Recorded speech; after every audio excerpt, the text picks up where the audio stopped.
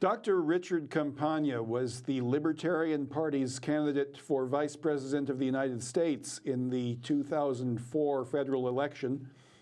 He is an attorney who has worked as lead counsel for the Motion Picture Association, and he has also worked as a psychologist, interpreter, and college professor. Dr. Campagna is also a well-known proponent of existentialism. Welcome, Dr. Campagna. Thank you. And I would like to start by asking you to explain in terms that an intelligent high schooler can understand, what is the Libertarian Party and what is libertarianism?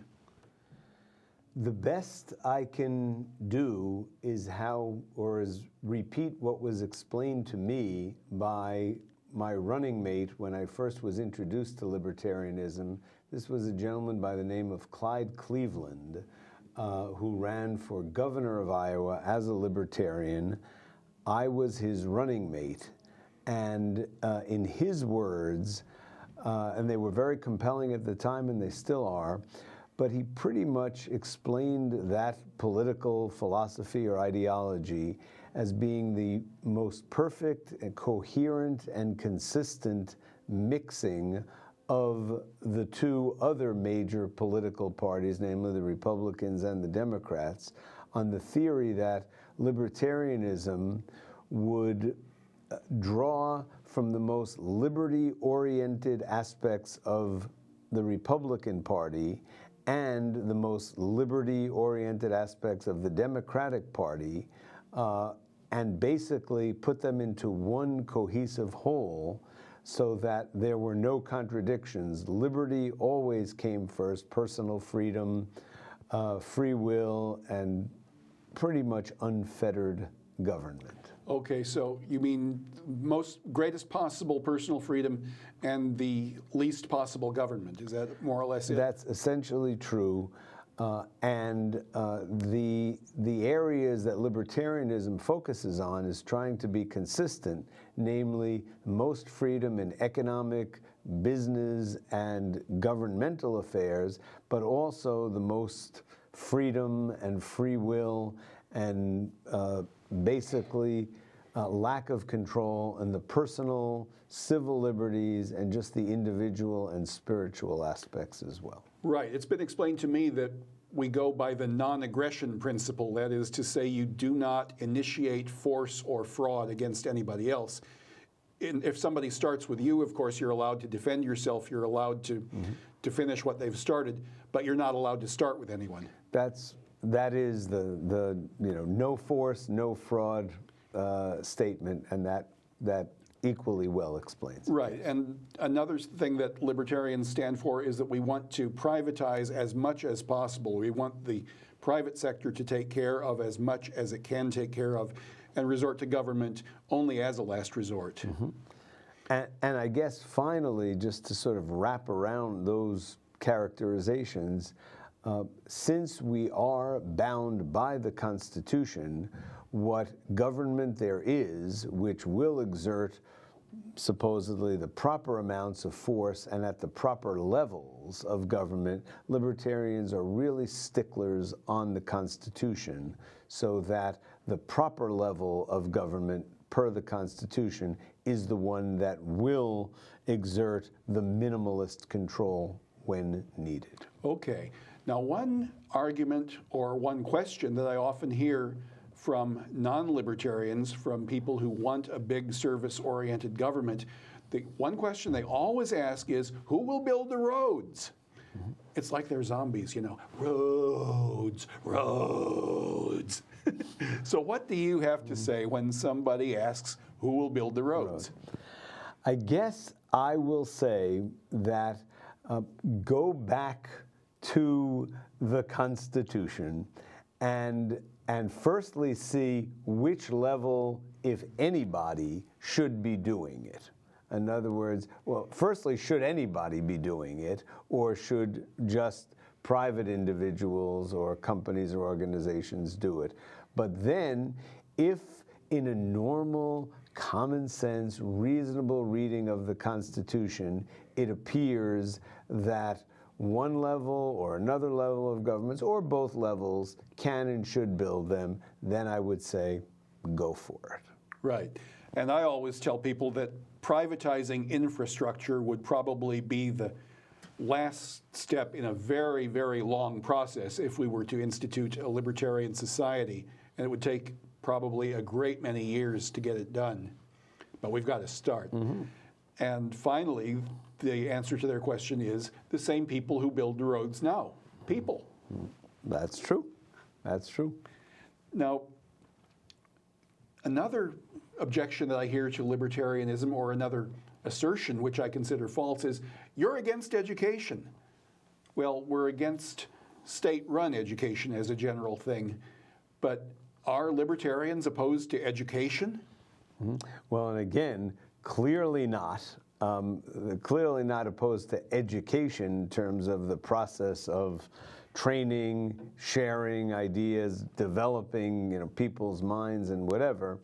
Again, then the question seems to be, how do you do it and who should do it?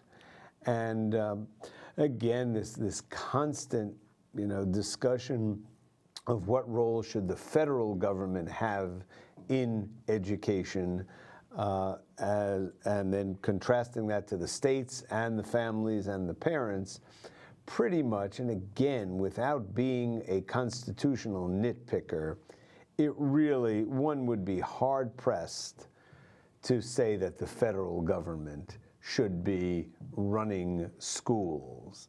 And then when the federal government starts grabbing onto a Commerce Clause argument, which is that clause of the Constitution whereby federal power has pretty much become omnipotent, that is where people, libertarians and other people, start to wonder, in other words, why is the federal government doing this? It's pretty clear in the Constitution that the states do have some power, some grant to establish public education. But most people, it seems to me, are very happy to see the federal government getting bigger and bigger and more powerful and taking power away from the states. That seems to be really pleasing to a lot of people. Why do you suppose that is? I don't really know, because it just, from my own perspective, it really seems disagreeable. I really like the states. I travel a great deal. I've been up and down all 50 states hundreds of times. I really like, I've never found a state in this union that I don't like.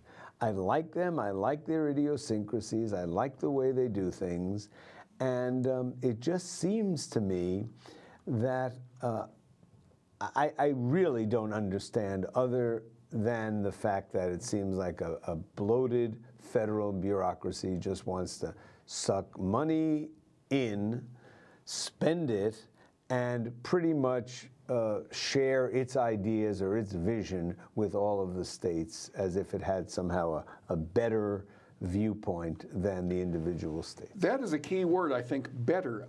In my opinion, a lot of people who seek a bigger, more powerful federal government, and they generally call themselves liberals or progressives, these people seem to sincerely feel that they are better than the rest of us, and that they are the anointed and should have some control over us, their inferiors. Is that the way you see it? Yes, I'm afraid I do. I wish I could say no, but the answer is yes. And because the place where this apparent desire to control and feeling one is better is in Washington and pretty much on that little East Coast megalopolis, I do get the feeling that, I hate to say this since my family is from that part of the country, but it's almost a feeling that people from that area of the country, Washington, New York, Philadelphia, Boston, know more, are better than, are smarter than, and are wiser than people towards the Mississippi and beyond. you find that on the other coast as well, and indeed where we are, Iowa, is part of what is referred to as flyover country. I know. It doesn't matter. It's filled with hillbillies or hicks, or whatever you want to call them, who just aren't as enlightened. But that brings up another point. You are, in fact, from New York. Mm-hmm. You grew up in the Bronx, was it? Brooklyn. Brooklyn, okay. And, of course, the difference between Brooklyn and the Bronx is that in the Bronx, they have a lot of practice saying the Bronx, so they can say the TH instead of the D. Right. And did you go to college in New York as well? I went up to Providence, Rhode Island for my undergraduate work at Brown. I came. Well, how come you didn't come out a liberal? That is really a very good question. I would say two reasons, maybe more. But firstly, I discovered in my freshman year at one of the most liberal institutions in the country and in the world, Brown University, I discovered existential philosophy, which really taught me to be myself, think for myself, construct my own reality, constantly develop it, reshuffle the deck every day. And by doing that, I've been able to probably become the libertarian existential free thinker that I consider myself. Okay, well now once again, imagine that you've got a reasonably intelligent 11th grader in front of you who has never heard of existentialism or has heard the word but doesn't have the first idea of what it means. How would you explain it? I explain it as follows, and I have to do this constantly because I know a lot of people don't like the word, they're put off by it or whatever, but it's really a very simple, beautiful word or concept. And all it means is as regards individuals, human beings who are involved in our existence, we don't really reach our full existence or our true selves pretty much until our lives are over. So the life is constantly developing based upon our choices, our everyday choices, everyday feelings, everyday ability to reshuffle the deck and look at your life and the lives of the people around you and your family and your friends and your loved ones and put it all together each day, constantly remaking yourself hopefully into something better and more fulfilling, but whatever it is, that's what I consider existentialism to be. Does this mean that you would have no guiding principles, no steady guiding principles, but would have to redevelop your sense of morality or whatever all the time, or do you have certain standards that are constant? Now, I hate to say that's a great question, Joseph, that cliched statement, but that really is a crucial question for existentialists. My answer, and I don't think all existentialists have this answer, but my answer is I do start on top. I consider myself what they call a spiritual, call me a religious, call me a deistic existentialist. In other words, one of the existentialists who believes in a God or a higher power. So I am that person. It's not an organized religion, but I guess I will say here and now, I believe in God, and I just sort of throw out the 10 Commandments as something on top. So I say, all right, I'm free to make myself and make my life who and what I want to be, but I'm going to just start on top and use those 10 Commandments and a belief in a superior force, and that's where my morality starts. Okay, and if you were to advise somebody who wanted to learn a little more about existentialism, are there certain philosophers that you would recommend? Absolutely. And the beauty of existentialism is that it's depicted in so many different types of writings and teachings, basically novels, essays, poetry, film, music. So I would say for the written word, go to someone like Kierkegaard, who people have probably heard about, Jean-Paul Sartre, and particularly his essay called Existentialism is a Humanism. A lot of people begin with that as just to just to get thrown and thrust into existentialism. There's another Spaniard, Unamuno, who has written a lot about existentialism. And I would start with those authors, and then I would go to the existential psychologists, many of whom are Americans. Rollo May, Rollo May is the one that I would say. Carl Rogers would be another one. And I would start there and then just go through the list of the ample list of literature that depicts existential themes. Okay, and you have not mentioned the name of Nietzsche. And some people say that he's not an existentialist at all, that he's more or less a fraud. Other people hold him up as the quintessential existentialist. Where do you stand on Nietzsche? Yeah. You know, what's funny about the existentialists is a lot of them, even the ones that clearly are existentialists, don't like the term existentialist because they think even that is too confining. So when I use it, I just use it more for conversational purposes.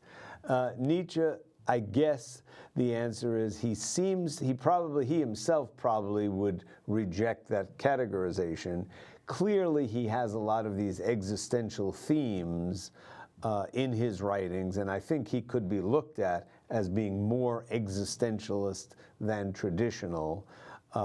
He does, however, have, I guess I would say, some of his writings touch on some nasty themes, which some people get mad at him for, and therefore a lot of people stay away. Okay. Now, I've always considered myself a little more of an absurdist than an existentialist. What would you say is the difference between the two, or is absurdism a sort of subgroup of existentialism? Yeah, I think the latter is the case. The absurdists, many people say, well, wait a moment, if you're reshuffling your deck every day, and if you don't really have these finite values, and if you're constantly changing and doing weird stuff with your life, then that's a pretty absurd way, because people are so used to following a game plan. So I guess some existentialists are a little more pragmatic, and I would put myself in the pragmatic branch. Some are a little more absurd, some are dark, some are very bubbly. It kind of goes up and down the pole, but I would say the absurdism group is definitely a subclass of existentialism. Right. If I had to sum up absurdism, I would go back to that quote from Albert Camus, who said, "La lutte elle-même suffit à remplir un cœur d'homme. Il faut imaginer Sisyphe heureux." The struggle to the summit in itself is enough to fill a man's heart. We must imagine that Sisyphus is happy. Yeah, I mean, so many different ways to say it, and you could, say it and then rephrase it, 2 seconds later.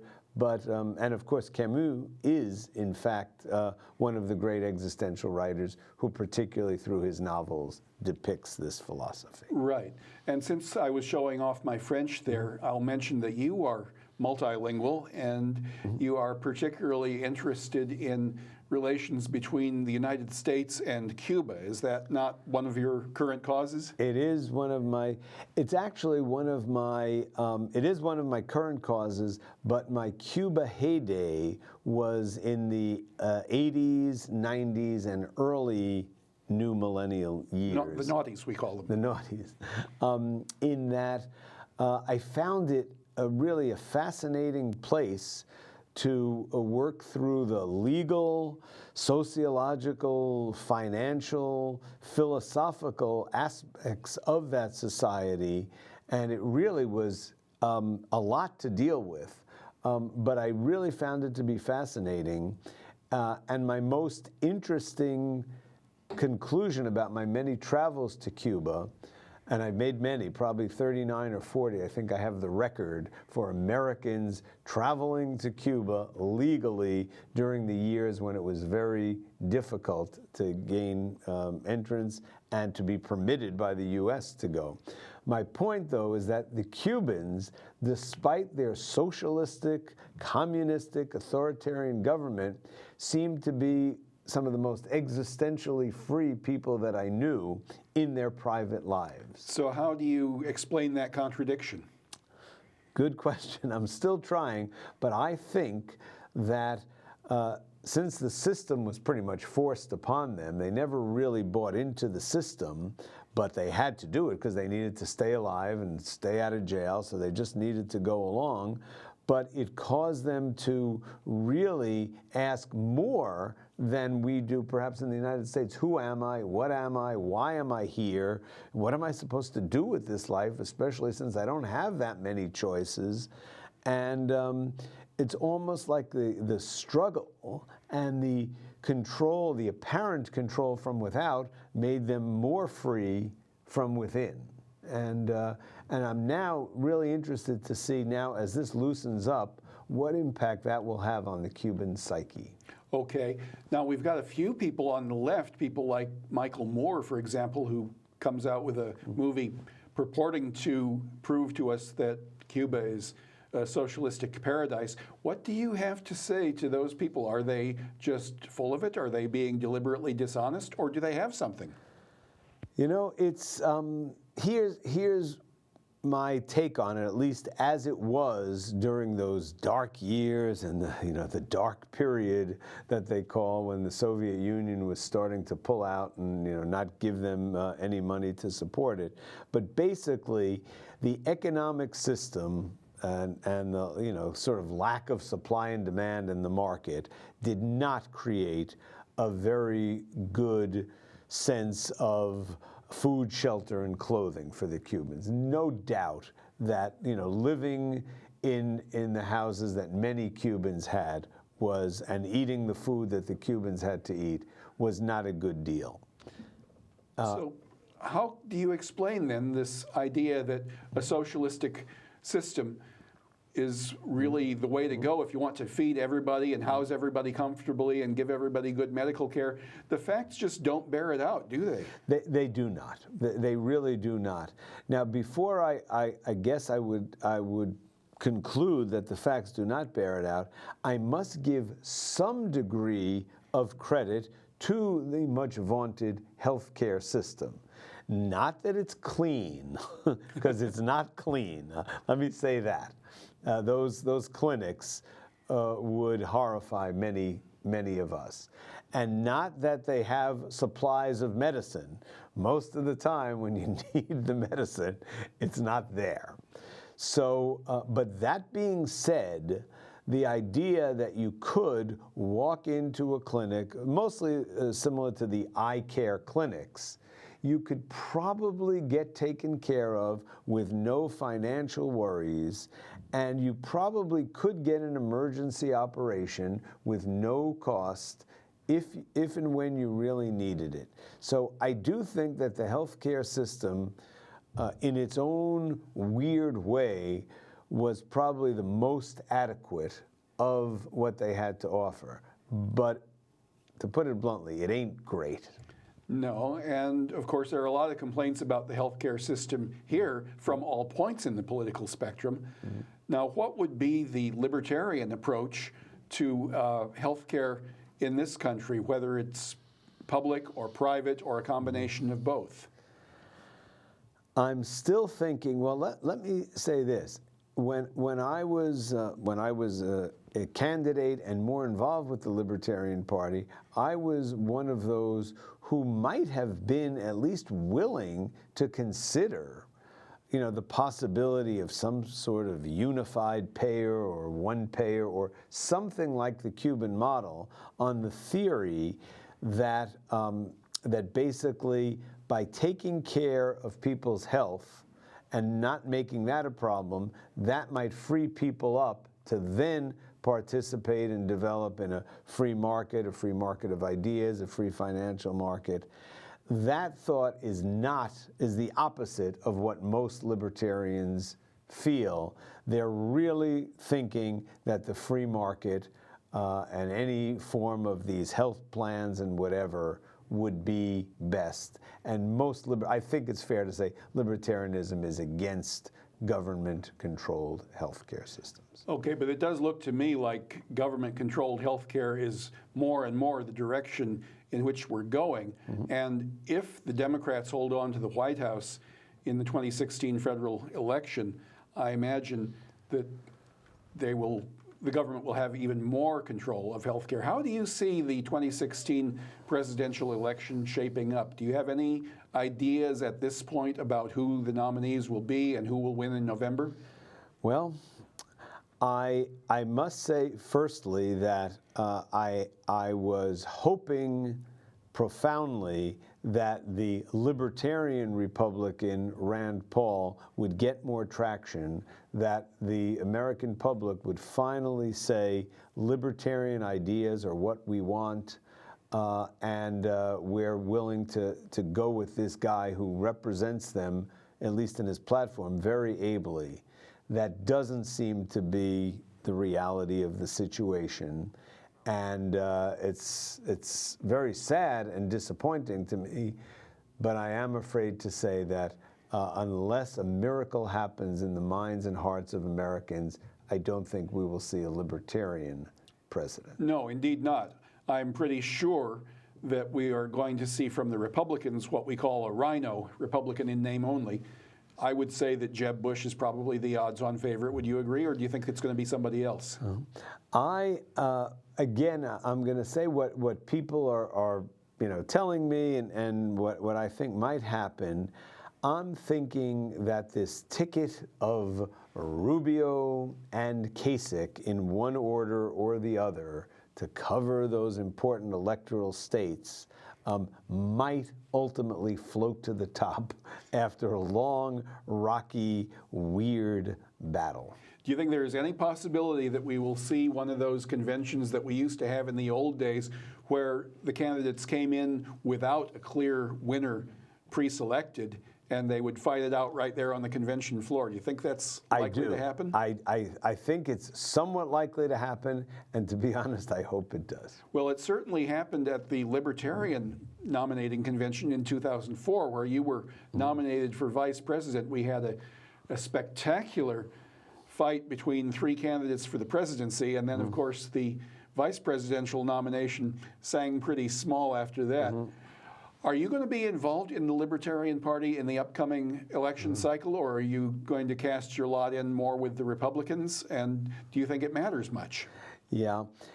It's an interesting question and choice because I really had hoped profoundly that the Republicans were going to take or give serious consideration to a libertarian, in which case it would be so easy to go the Republican way. That would have been ideal. If that does not happen, if that miracle does not happen, I'm still more inclined to cast my lot with the Republicans on the theory that many of the candidates are still much closer to the libertarian ideal than not. And that's my thinking at this moment. Okay, but if you play your existentialist cards right, you will probably be able to sort out some kind of a satisfying life for yourself no matter who is the president, and that's probably more than a lot of people can say. My guest for this half hour has been Dr. Richard Campagna, and thank you very much, Dr. Campagna, for coming on the show, and thank you all.